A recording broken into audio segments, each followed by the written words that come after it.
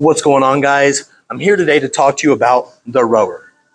The rower is a great piece of cardiovascular equipment that we can use that really mitigates the pressure on our joints. It's not nearly got the hard pounding that running does. It works our pulling strength and our posterior chain the most.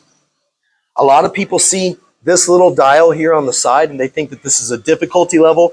This is actually called a damper, and if we were really to row on the water, which is what this machine is made to simulate, then this would equivalent to if we were rowing upstream or not. So it's basically how fast this fan is going to stop inside.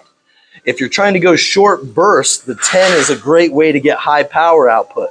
For most of us in an extended time frame, we want to be somewhere in between 3 and 5. So let's focus, number one, with getting in and out of the machine, as these foot stirrups can be confusing for some. So number one, we're just going to slide our feet in, and then we're going to pull the straps relatively tight. That is how we get into the rower. We want to adjust it so that at the front of our row position, our heels can touch the ground and we can be at the front of the chain of where the handle is naturally placed.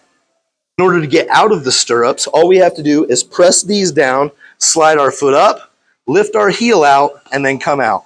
Slide our foot up, lift our heel out, and come out. That is how you get out of the rower. Once you're in the rower and you're ready to begin, you get your display set up. This is going to be your starting position. You'll notice my back is nice and straight, my shoulders are relaxed, and my heels are centered flat on the stirrups. We have 3 gears that we're going to use to drive this machine.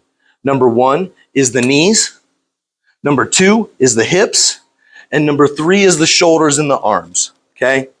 So if we work those individually, you can feel, here's the number 1.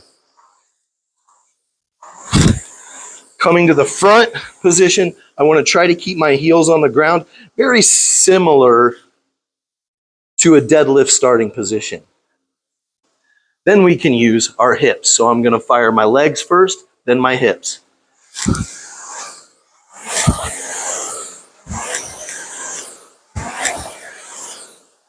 Then finally, I'm going to activate my arms.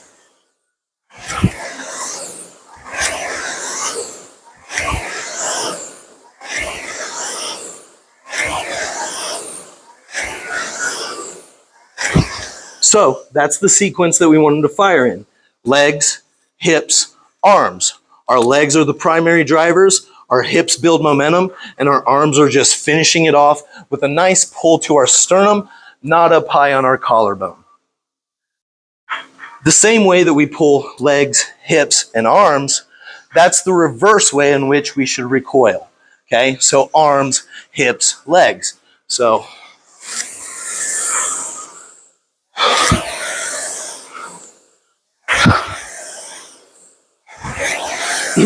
so if you keep in mind that this is a simulation of being actually on the water, if I was to keep pulling as fast as I could, let's say 40 or more strokes per minute, I'm not going to get the most out of each stroke. If I was really on the water, I would pull, and now I'm still gliding on the water as I go through it. So the idea would be still glide to get as many meters as we can out of it without coming to a stop. So you want to be somewhere in between 25 and 30 strokes per minute, which for me translates to roughly 1 pull every 10 meters. This is going to be a little bit different for everybody, but that's a good place where we can start.